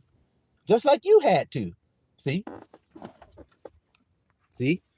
Brother Chris hit it right on the head. He hit it right on the head. So look, guys, did y'all see that? Did y'all see that? His face brightened up. Do you see how that's what the damn twig represents, guys? Do you see that? His countenance lightened. So let's go back to this word ziv. It means brightness or splendor. You see that, little flock of laters? Okay. Now let's see. It is associated, ziv is associated with the months April and May. Stop. Y'all ever heard this saying? April showers bring May flowers. Y'all ever heard that? April showers bring May flowers. Do you see it? Just like a twig. It brings new life. And when it brings new life, your countenance is lightened. In other words, if you're going to have a child and have a baby, my bad, y'all, I got to get my battery together here. It's about to die. But if you're going to have a child, right, and you're waiting in anticipation for that baby to be born, and then your baby mama pushed that baby out, your countenance is going to lighten. You're going to have a happy face. You see that there? So then the knowledge that you're loved causes you to have what kind of countenance? That's the point of what I'm saying, y'all. I'm asking y'all that. The knowledge that you are loved causes you to have what kind of countenance, little flock?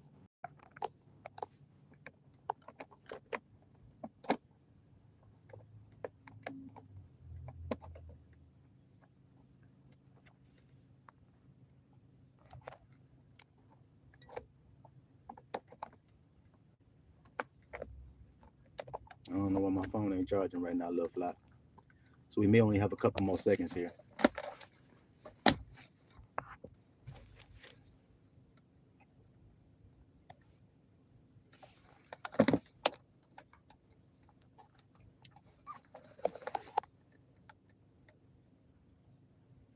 All right. Brightness or splendor. You see that? Representing the months of April and May. Why April and May? Because April and May, April showers bring May flowers. Flowers start to bloom. And when springtime comes and flowers start to bloom and fruits are about to start blooming and growing again and everything, your heart becomes cheerful. You see it? That's right, Brother Carlton Hill sliding in the home base as usual when you come up in here. Welcome to the School of Marvelous Light today, Flocculator. Glad to have you here. A bright, serene countenance. A bright, serene countenance matches somebody's. I want you guys to know that. That countenance matches somebody's glory. Do you hear me? We're going to get into it if you don't. And hopefully I got enough time because like I said, my phone is getting low, y'all. Okay?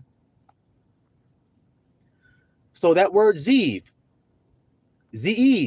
means brightness, splendor, radiance, cheerfulness.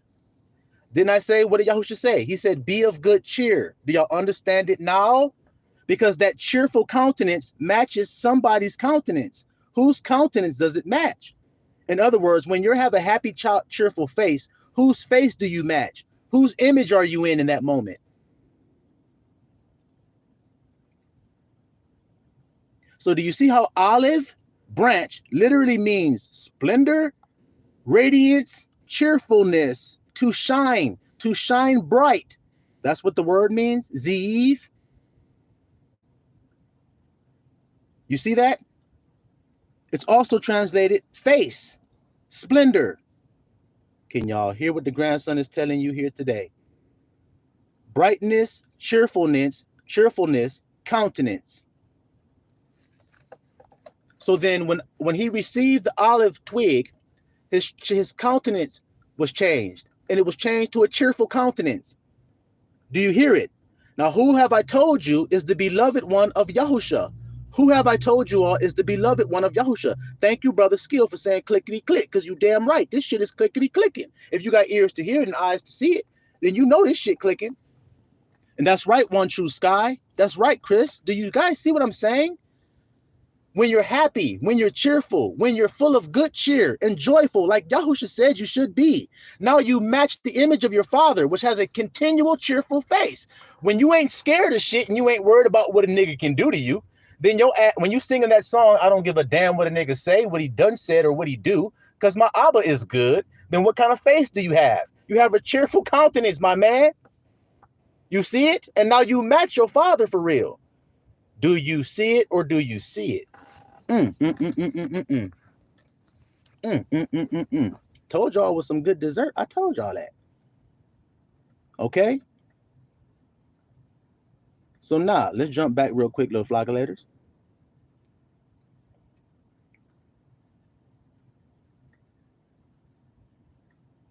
So now, she had an olive branch in her beak, in her mouth, in verse 11. So Noah knew. So when did he know? He knew when he saw the branch in her beak. You see it? Then he knew that the waters were abated from off the earth. And he stayed yet other 7 days. Keeps coming back to that number, little flock.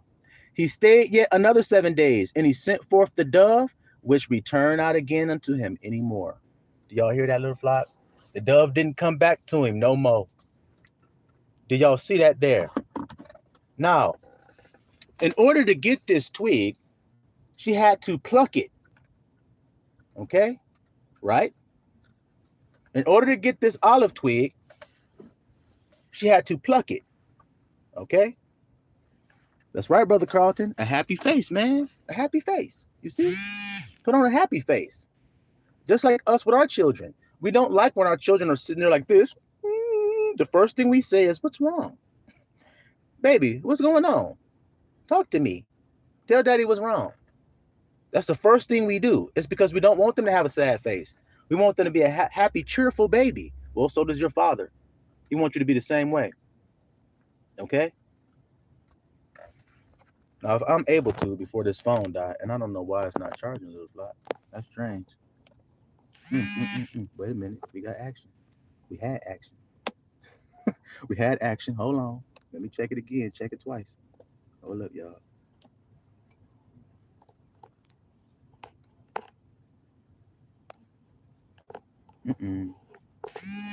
Okay, wait a minute. Maybe I got a couple more minutes because I got a little charge going now, little fly. Now, we need to see this twig that's plucked of an olive tree, this shoot or this ascending up that's plucked. You see that there, little fly? Well, before we get to that, let me go, let me get something from The Song of Solomon. Okay, y'all bear with me for a second here.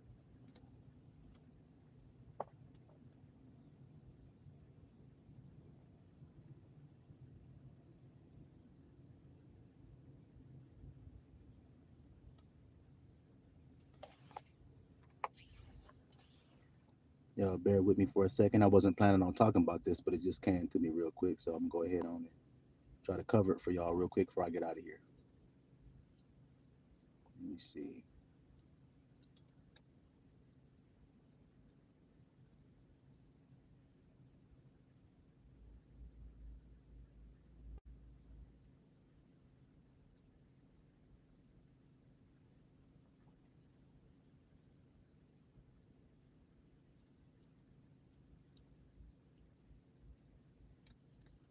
Not bad, y'all. Hold on, bear with me.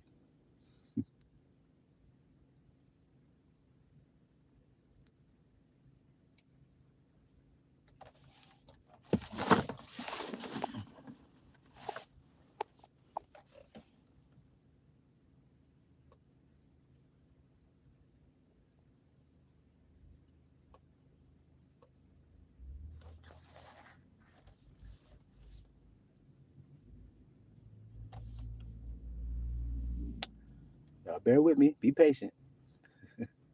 Hopefully, it'll be worth it once I find it.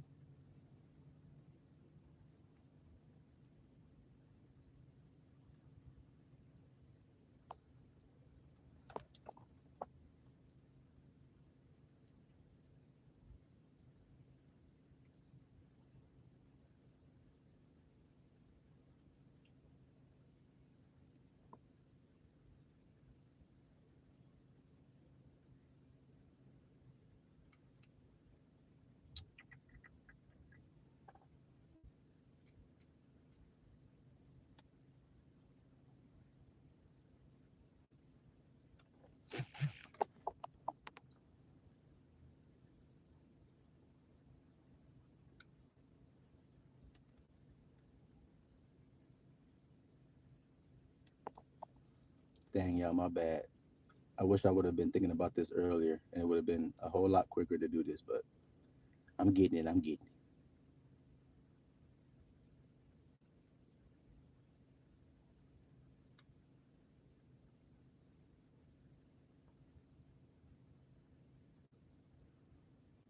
Okay.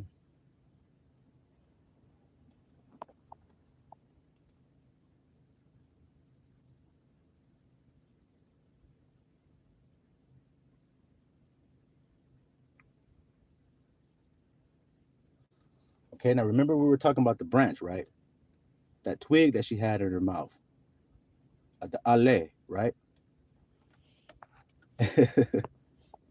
Thanks, brother Chris, for that. Let me see. Make sure I'm in the right spot.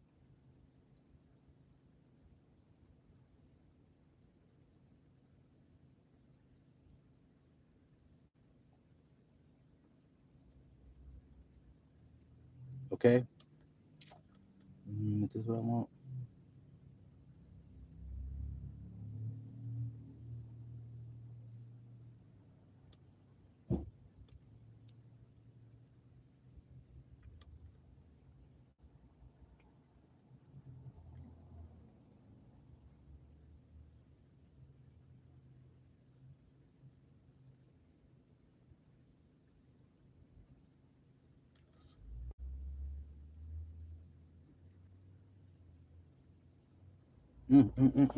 Slipping my mind, y'all. Slipping my mind right now. Can't find exactly what I'm looking for.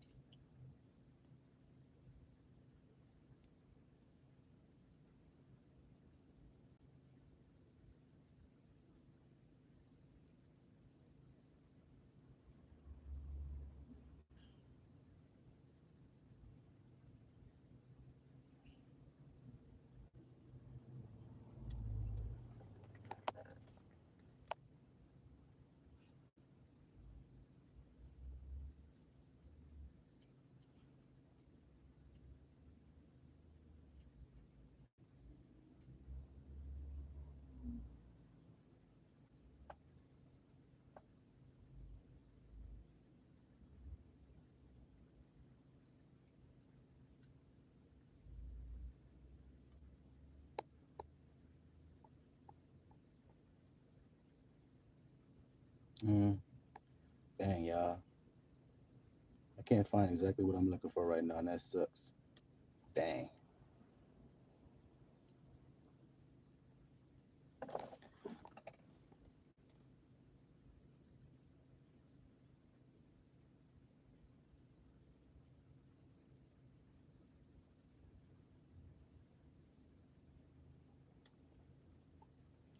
Let me try one more place, and if I can't find it, then we'll go ahead on and end it.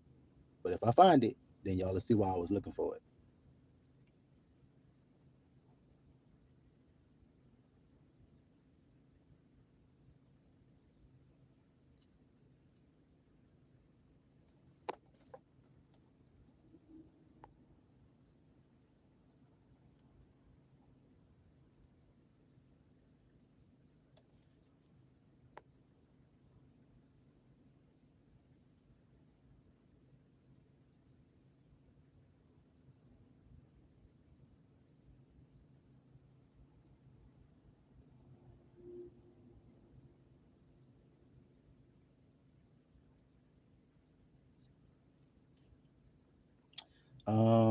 It's about a plant called henna, and it's mentioned in the Song of Solomon. And I just can't find exactly where it's mentioned, but it's the same word that's mentioned in Genesis when it talks about the dove carrying the plant and how it's about cheerfulness and gladness and it's connected. But I just can't find exactly the word that I'm looking for here. Um,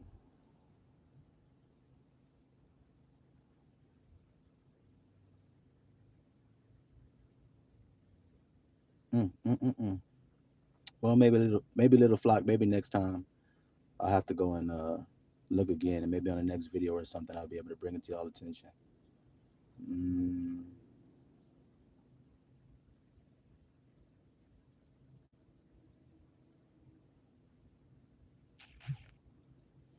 I don't know. Can't find it right now. But on the next live or next video or something, I'll share it with you all, little flock, and then you'll see why I was looking so diligently and so hard for it. Like I said, it came from left field, but it matched so perfectly to what we were talking about. I really wanted you guys to get that.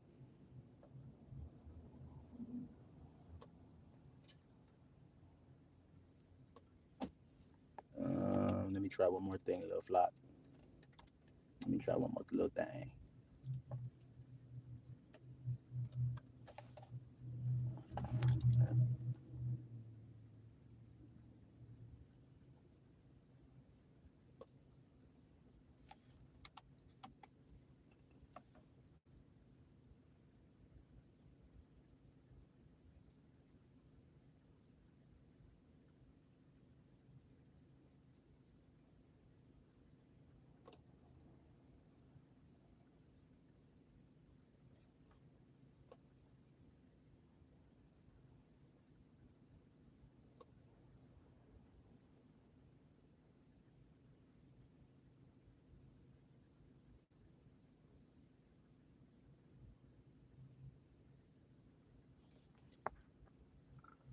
Y'all said Song of Solomon 114. Let me check that out real quick. Let me see.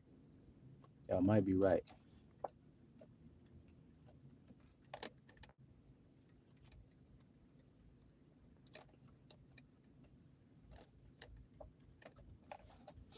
Y'all could very well much be right. You know, it's one of those weird things like you have to see it to know it's the right one. You know what I mean? It's weird like that. All right. You said you edified me more than you know today. Well, all praise to the Most High. I'm glad for that. I'm glad for that. Sorry I got y'all hanging on here at the last little minute, but like I said, it's worth it if we can find it and get it. So let me see. Song of Solomon 114. Oh my goodness gracious, y'all. Oh my goodness gracious, y'all. Is that it? Let me see. Is that it?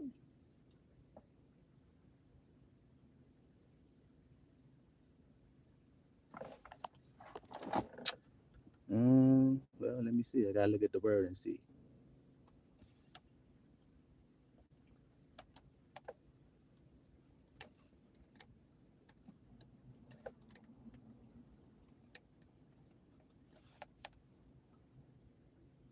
Oh, wait a minute. Is that it?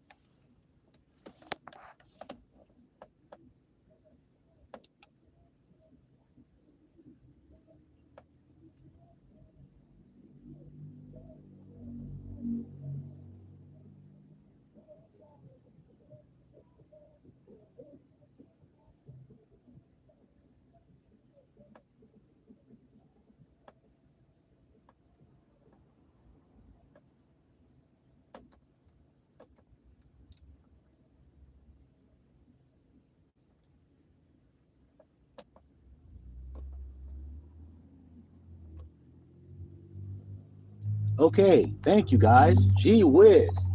All right. Gosh, golly. He said, if you seek, you shall find. Ain't that the truth? Thank you guys, little flock, for helping your boy along there. Y'all was absolutely right. That's interesting. So now, you notice there it says, you notice there it says camphor, right, little flock? It say camphor, right? Let's go back and make sure we're reading this word right. Okay, my beloved is unto me as a cluster of camphor in the vineyards of Engedi. So remember, we're talking about a beloved. You see that, little flock? So my beloved to me is like a cluster of camphor. Y'all see that word there? That camphor? Not campfire. Shit. But y'all see that word, right? Now, when you click that word campfire, it's going to tell you what the word is. Can you believe it's the same word? Kofer. Remember that from earlier in the message? That's the word I was looking for, little flock. Kofer. Okay? What does kofer means? It means a ransom, an atonement, a price of life. The word that we were discovering earlier, that means pitch. Can you see it? The thing that makes you waterproof. I am loved. So do you see why it says there, my beloved is unto me? It makes me cheerful. You see? Makes me have a happy countenance. My beloved is unto me a ransom, an atonement, a price of life. You see it? Christ is your beloved. He is your husband. That's what the Song of Solomon is all about. And his blood or his life is the ransom paid for you. So you see how it says the same word there for his beloved as it says all the way back in Genesis. His protection is his love. Just like a husband and a wife. Her protection is his love for her. Do you see it, little flock? That's why I had to break all that down. I hope that y'all was understanding why I had to find that so diligently. Do you see? Now I'm gonna hop back real quick and then I'll be done. The reason why I looked up that word kofer, you see?